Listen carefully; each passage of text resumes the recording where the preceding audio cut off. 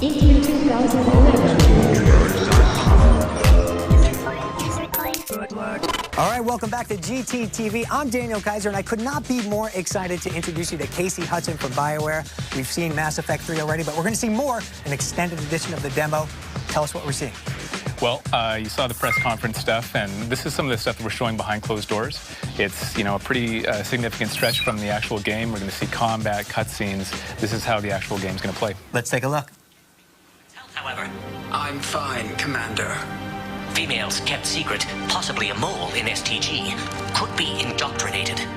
If no Krogan alliance with Turians, Reaper's left unchallenged. We'll do more than challenge them.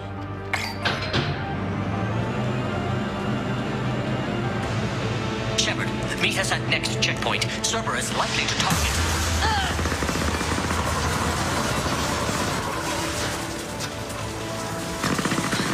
Hurry! Next checkpoint. So right away, you'll notice that the weapons are just a lot more hard-hitting, and Shepard's got a lot of new mobility stuff, and it really works with a lot of the cutscenes that we're doing in the cinematic moments. That was just a little point-of-view segment there. So we're really weaving a lot of the way that the combat and the cinematics and everything works together. So it really blurs the line. It's a very cinematic experience. Right, and a big focus this time around on melee combat, correct? That's right. Yeah, so we've got lots of really cool stuff that you're doing in and out of cover. And we have a new weapon called the Omniblade. And the Omniblade is that right there. It's essentially a hologram blade that you can flip out like a switchblade and use it in a visceral melee attack whenever you want. So as soon as you do it, you know, it's pretty addictive. You want to do it again, let these guys get up close to you. And it really changes the way that the combat feels. You can also use it in a bunch of different situations as well.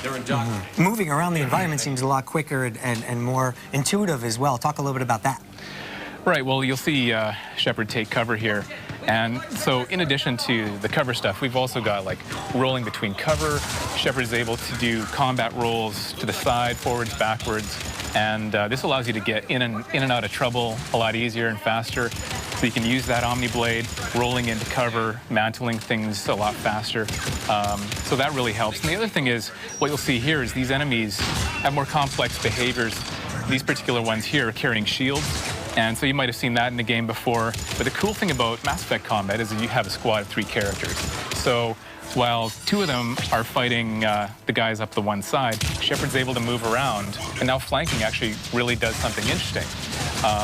The other things you can do is it makes powers more interesting because you can get your squad to actually rip that shield away with a biotic power like pull, or you can have someone just hammer it with a concussive round that knocks them back.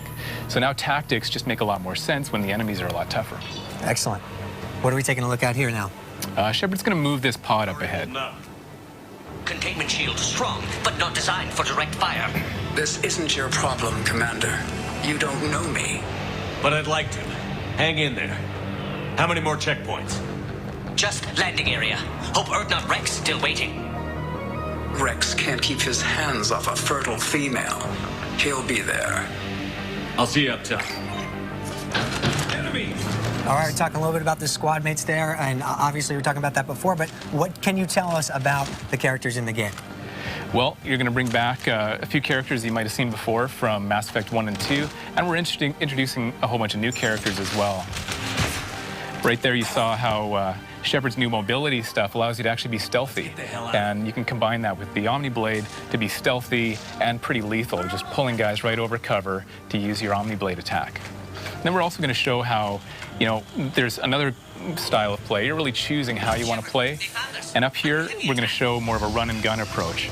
So we're basically going into slow motion with this adrenaline power, throwing grenades, getting in those squad powers, and you can just basically bring all of this stuff at the same time and do a run-and-gun style.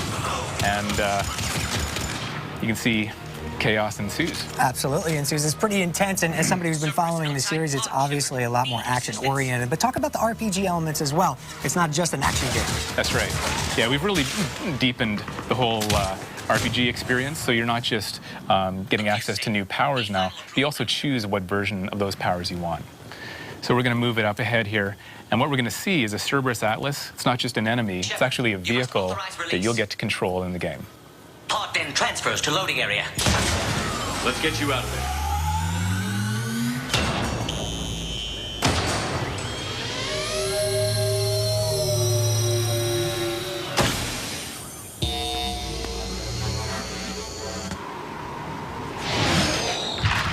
Shepard, heads up. You've got incoming.